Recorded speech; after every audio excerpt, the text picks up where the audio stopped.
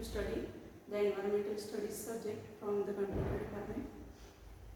So in previous lecture we have studied what is meant by environment. In short we will discuss what we have studied in previous lecture. What is meant by environment?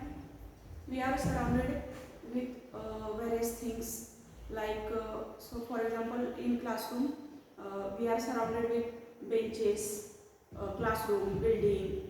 So this is nothing but the environment.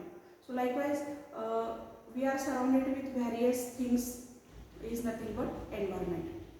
म्हणजे आपल्या आजूबाजूला जे काही असणाऱ्या सगळ्या गोष्टी आहेत तर या सगळ्यांना आपण मिळून काय म्हणत असतोय एन्व्हायरमेंट असं म्हणत असतो. जर आपण क्लासरूममध्ये बसलेलो आहे तर आपल्या आजूबाजूला काय दिसते आपल्याला हवा असणार आहे, बेंचेस असणार आहेत, क्लासरूम्स असणार आहेत, त्याच्यानंतर ट्रीज असणार आहेत आजूबाजूला. तर हे सगळं काय असणार आहे पर्यावरणच आहे. तर त्याच्यानंतर आपण काय बघितलं होतं की यामध्ये दोन कंपोनंट्स आपल्याला बघायला मिळतात, एक बायोटिक आणि अबायोटिक म्हणजे जैविक आणि अजैविक. तर त्यामध्ये बायोटिकमध्ये काय होतं की जे लिव्हिंग ऑर्गॅनिझम्स आहेत किंवा ज्या लिव्हिंग थिंग्स आहेत त्या तुमच्या काय येतात बायोटिक कंपोनंटमध्ये येतात. फॉर एक्झाम्पल ह्युमन बिंग असेल, ॲनिमल्स असेल, तर हे सगळे आपल्या कशात येणार आहेत तर लिव्हिंग थिंग्समध्ये येणार. नॉन लिव्हिंग थिंग्समध्ये काय येणार आहे की तुमचे समुद्र असेल, नदी असेल, एखादा डोंगर असेल, एखादा दगड असेल, तर हे सगळं तुमचं काय येणार आहे नॉन लिव्हिंग थिंग्समध्ये.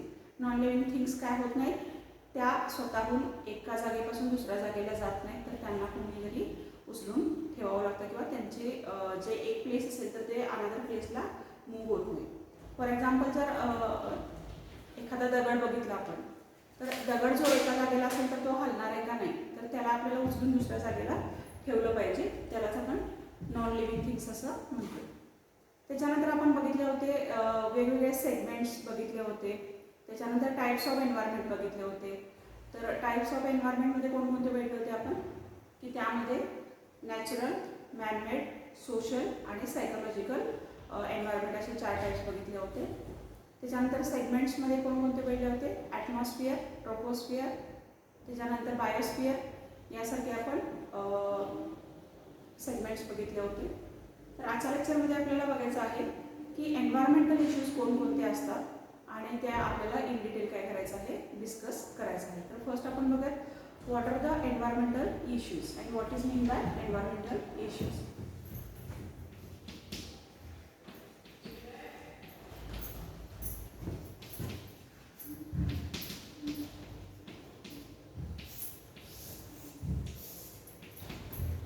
तर कोणकोणते एन्व्हायरमेंटल इश्यूज असणार आहेत बघा यामध्ये आपल्याला टोटल 6 एन्व्हायरमेंटल इश्यूज मिळतात. त्यामध्ये green house effect,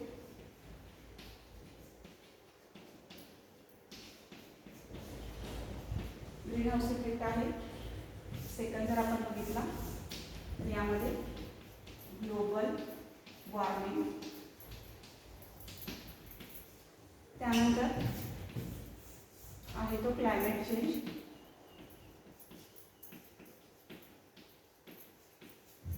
climate change.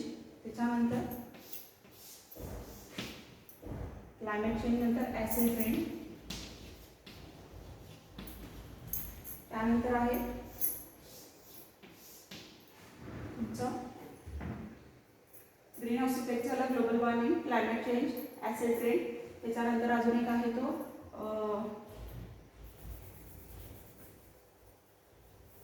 Ozone layer depletion, ozone layer depletion, ozone layer depletion आणि लास्ट आहे तो आपला nuclear accidents, nuclear accidents. First बघत आपण म्हणजे एन्व्हायरमेंटमध्ये जे काही होणाऱ्या घटना आहेत किंवा दुर्घटना आहेत तर त्या किंवा एन्व्हायरमेंटसाठी हानिकारक असणाऱ्या ज्या गोष्टी आहेत त्यांनाच आपण काय म्हटलेलं आहे एन्व्हायरमेंटल इश्यूज असं म्हटलेलं आहे.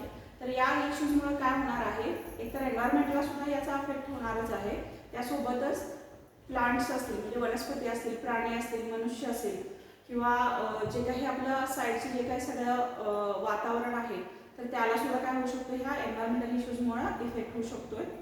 तर यामध्ये आपण कोणकोणते इश्यूज स्टडी करणार आहे बघा. तर यामध्ये आपण फर्स्ट बघणार आहे तो ग्रीन हाऊस इफेक्ट म्हणजे हरित गृह जे काय म्हणतोय आपण. तर ग्रीन हाऊस इफेक्ट आपल्याला बघायचा आहे की ग्रीन हाऊसेसमुळे ग्रीन हाऊस इफेक्ट जनरेट होतोय, तो स्टडी करायचा आहे. या ग्रीन हाऊस इफेक्टमुळे परत टेम्परेचर इन्क्रीज झाल्यामुळे ग्लोबल वॉर्मिंगचा इफेक्ट आपल्याला बघायला मिळतोय. त्यानंतर आपल्याला ग्लोबल वॉर्मिंग हे इन डिटेल बघायचं आहे. त्यानंतर ग्लोबल वॉर्मिंग सोबतच काय चेंजेस होणार आहेत, क्लायमेटमध्ये चेंजेस होणार आहेत. म्हणजे जो काही ऋतू आहे, समजा एखादा ऋतू असेल, पावसाळा असेल, हिवाळा असेल किंवा उन्हाळा असेल, तर यामध्ये प्रत्येक ऋतू हा ठराविक कालावधीसाठी असतोय. तो जर त्याचा कालावधीपेक्षा जास्त काळ तो जर राहत असेल तर याला आपण काय म्हणणार आहे, हवामानामधला बदल असं आपण म्हणणार आहे. तर क्लायमेट चेंज हे आपल्याला बघायचं आहे. त्यानंतर बघायचं आहे ॲसिड रेन. ॲसिड रेन चा साईड इफेक्ट काय आहेत आणि ॲसिड रेन म्हणजे काय आपल्याला स्टडी करायचं आहे. त्यानंतर आहे ozone layer depletion. Ozone layer depletion पण आपल्याला बघायचं आहे.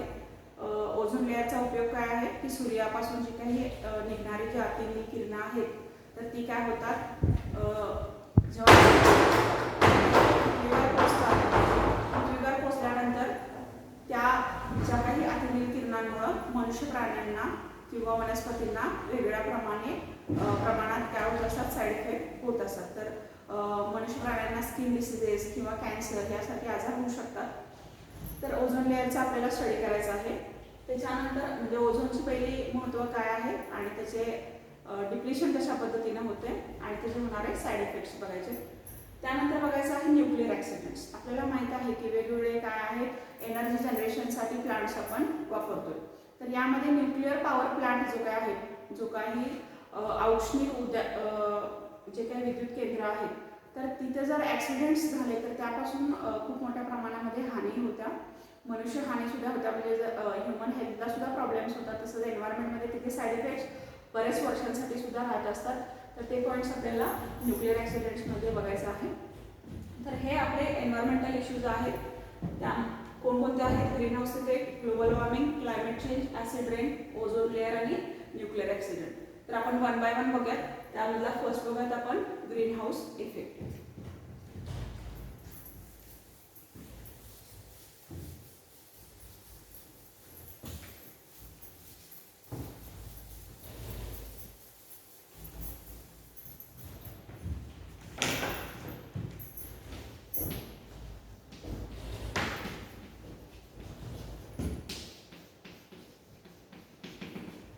ग्रीन हाऊस इफेक्ट बघा. तर ग्रीन हाऊस इफेक्ट म्हणजेच काय की ग्रीन हाऊस इफेक्ट किंवा ग्रीन हाऊसेस का वापरण्यात आली. तर स्वीडनमध्ये काय केलं होतं फर्स्ट टाइम की त्या ठिकाणी थंड हवामानाच्या ठिकाणी किंवा त्यामध्ये जे वातावरण आहे ते थंड प्रकारचं आहे. तर अशा ठिकाणी काय होतात की थंड वातावरणामध्ये काय होत असतात, वनस्पतींची वाढ होत नसते. तर त्या ठिकाणी काय केलं होतं की हरित गृहांचा काय केला होता, प्रयोग तिथं करण्यात आला होता.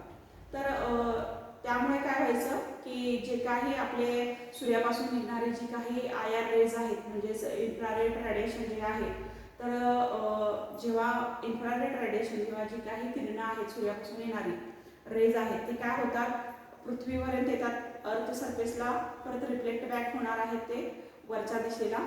तर त्यानंतर त्यातले काही सगळेच रेज काय होत नाहीत, रिफ्लेक्ट बॅक होत नाहीत. तर त्यातले थोडेफार काय होतात, वातावरणातच काय होतात, तिथंच रेडिएशन त्यांचं होत राहते. तर ह्या रेडिएशनमुळे काय होतंय की वातावरणामध्ये असणारे जे काही गॅसेस आहेत तर ते गॅसेस काय करतात, यांना रिफ्लेक्ट होऊ देत नाही. तर त्यांना त्याच वातावरणामध्ये रेडिएट करत राहतात. तर यामुळे काय होणार आहे की त्या वातावरणामध्ये टेम्परेचर काय होणार आहे, तापमानाची वाढ होत राहणार आहे किंवा तापमान तिथं इन्क्रीजमध्ये आपल्याला दिसायला लागणार आहे. तर ग्रीन हाऊस इफेक्ट हा तिथं म्हणजे जिथं आपल्याला थंड हवेचे ठिकाण आहे तिथं आपल्याला वनस्पतींची वाढ होत नाही, अशा ठिकाणी आपल्याला वनस्पतींची वाढ होण्यासाठी तो उपयुक्त होता.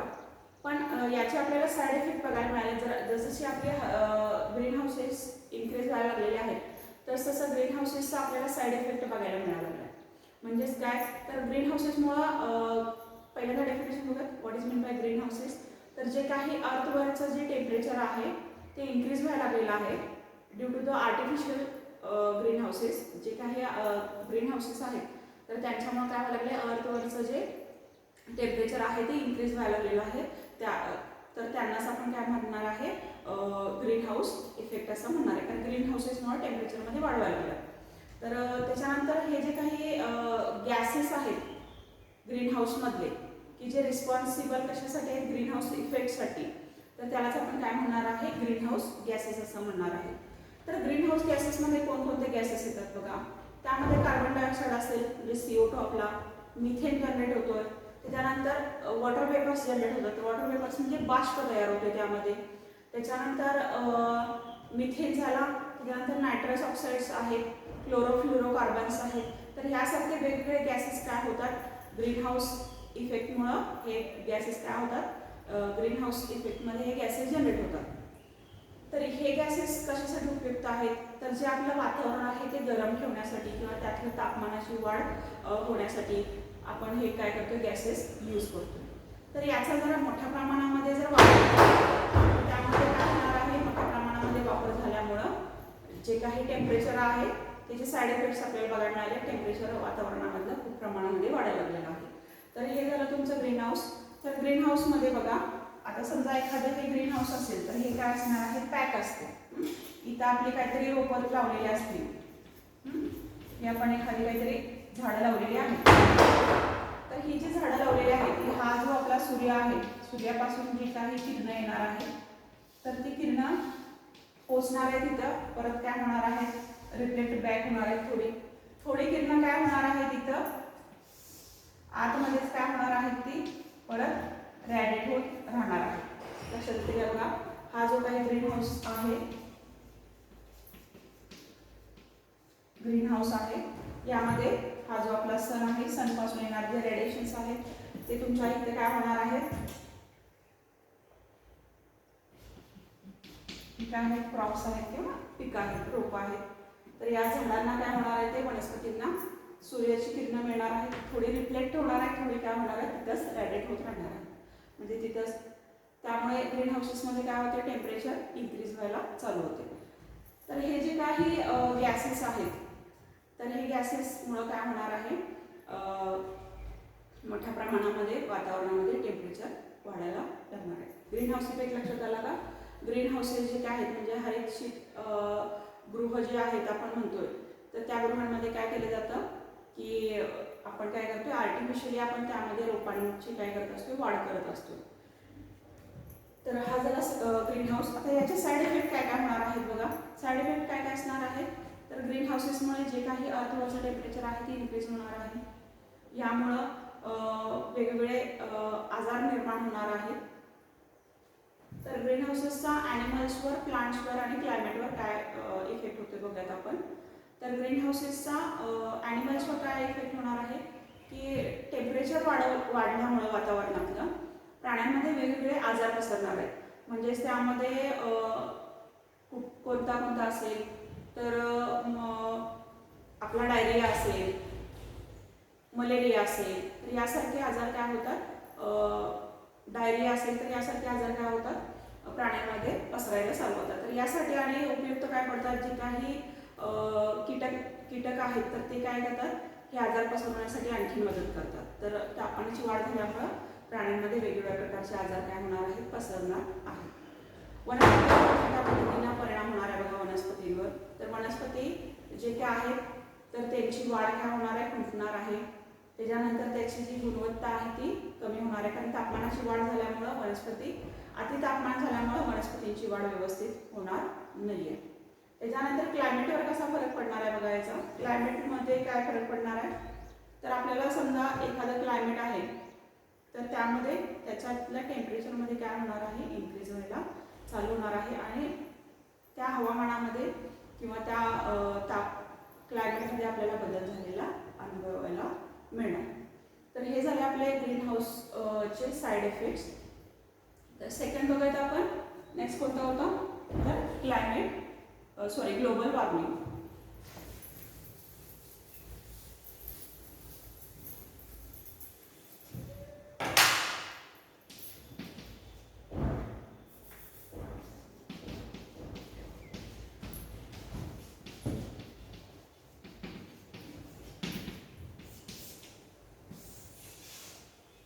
ही आपली काय आहे, अर्थ आहे आणि अर्थचं काय झालेलं आहे तर टेम्परेचर आपल्याला इन्क्रीज झालेलं दिसते.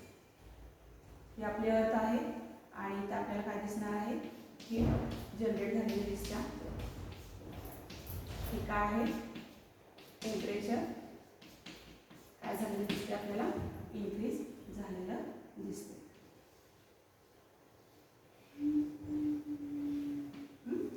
ही आपली अर्थ आहे.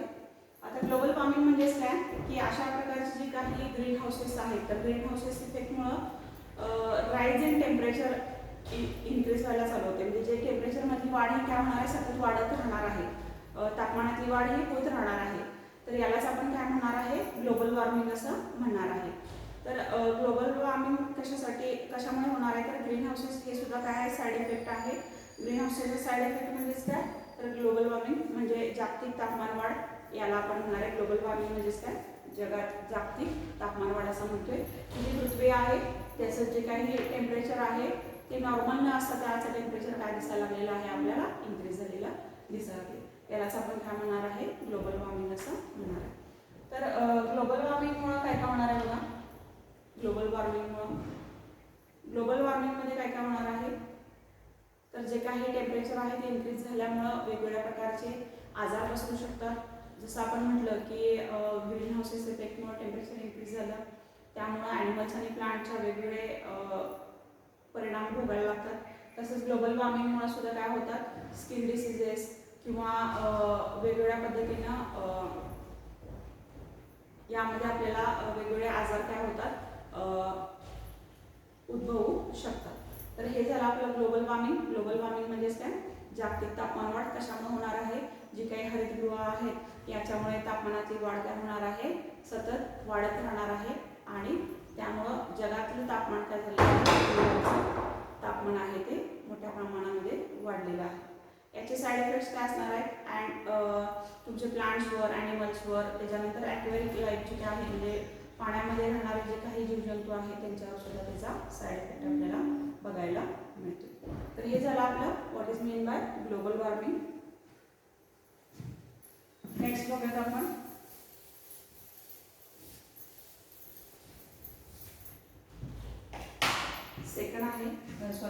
थर्ड कोणता आहे, क्लायमेट चेंज.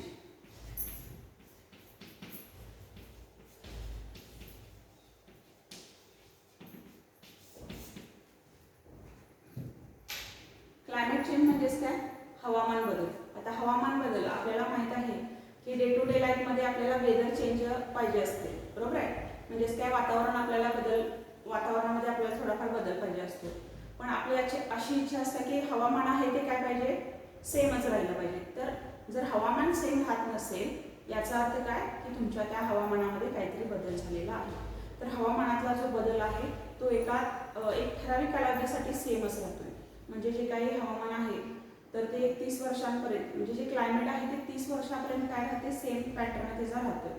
पण जर समजा क्लायमेटमध्ये जर चेंजेस आपल्याला बघायला मिळत असेल तर याचा अर्थ काय की त्या क्लायमेटमध्ये चेंजेस झालेले आहेत. तर हे कशाचे साईड इफेक्ट्स आहेत तर ग्रीन हाऊसेसचे किंवा ग्लोबल वॉर्मिंगमुळे काय होते की जे आपलं क्लायमेट आहे त्याला साईड इफेक्ट होतेला दिसतो. तर क्लायमेट चेंजमुळे काय होणार आहे, टेम्परेचरमध्ये वाढ होणार आहे आणि सीझन्समध्ये चेंजेस होणार आहेत की एखादा सीझन असेल तर पर्टिक्युलर टायमिंगसाठी न राहता त्याच्यामध्ये चेंजेस आपल्याला बघायला मिळू शकतात. तर क्लायमेट चेंजमुळं कशावर फरक पडणार आहे तर क्लायमेट चेंजमुळं जी झाडं आहेत त्या झाडांची जी वाढ आहे ती व्यवस्थित होणार नाही आहे. त्याच्यानंतर काही प्रजाती आहेत त्या संपुष्टात येऊ शकतात, तर त्यांची वाढ होणार नाही आहे व्यवस्थित. फॉरेस्टवर याचा परिणाम होणार आहे. त्याच्यानंतर रिव्हर्सवर याचा परिणाम होऊ शकतो क्लायमेट चेंजचा. त्याच्यानंतर ह्युमन हेल्थवर सुद्धा याचा परिणाम होतो. तर क्लायमेट चेंजमुळं बरेचसे साईड इफेक्ट्स आपल्याला अनुभवायला मिळतात. तर हे झालं आपले 3 पॉईंट्स एन्व्हायरमेंटल इश्यूज. 3 इश्यूज आपण इथं स्टडी केलेले आहेत. फर्स्ट आहे तो ग्रीन हाऊस इफेक्ट, दुसरा आहे तो तुमचा ग्लोबल वॉर्मिंग आणि तिसरा आहे तो क्लायमेट चेंज. यामध्ये ग्रीन हाऊस इफेक्टमध्ये काय बघितलं आपण की ग्रीन हाऊसमध्ये जे काही ग्रीन हाऊसेस आहेत तर त्याच्यामुळे काय होते की टेम्परेचरची पृथ्वीवरचं जे तापमान आहे त्याच्यामध्ये वाढ व्हायला चालू झालेली आहे आणि ती वाढ काय होत राहते सतत त्यामध्ये वाढच होत राहते. तर या वाढीमुळे बरेचसे दुष्परिणाम आपल्याला बघायला मिळतात प्राण्यांवर, वनस्पतींवर आणि हवामानावर. तर प्राण्यांवर कोणते परिणाम होतात तर वेगवेगळ्या प्रकारचे आजार प्राण्यांमध्ये निर्माण होतात. त्याच्यानंतर वनस्पतींची वाढ खुंटू शकता, त्याचे जी काही त्यातले जे काही वनस्पतीज आहेत त्या संपुष्टात येऊ शकतात. त्यानंतर क्लायमेटवर कसा बदल होतो त्याचा तर क्लायमेट आहे ते चेंज होऊ शकते आणि कॉन्स्टंट क्लायमेट राहणार नाही आहे. हे झाले आपल्या ग्रीन हाऊसचे साईड इफेक्ट. त्याच्यानंतर सेकंड पॉईंट बघितला होता तो आपण ग्लोबल वॉर्मिंग. तर ग्लोबल वॉर्मिंगचा अर्थ काय की ग्रीन हाऊसेसमुळं किंवा एक फेनॉमेना आहे की ज्यामध्ये टेम्परेचरची वाढ ही सतत होत राहणार आहे.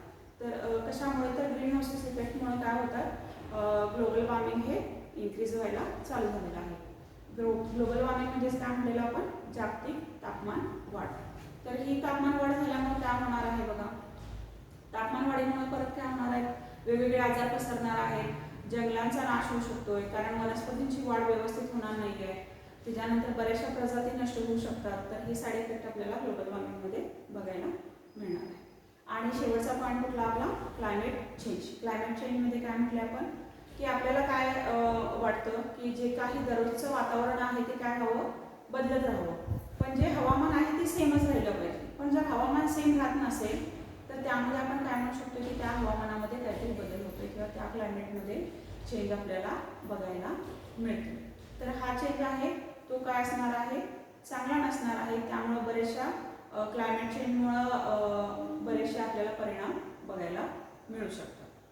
म्हणजेच काय क्लायमेट चेंजमुळं समजा जर ग्लोबल वॉर्मिंग झालं तर ग्लोबल वॉर्मिंगमध्ये काय होऊ शकते की जे काही आपल्या हिम नद्या आहेत किंवा बर्फाच्छादित जे प्रदेश आहेत ते काय होऊ शकतात वितळू शकतात.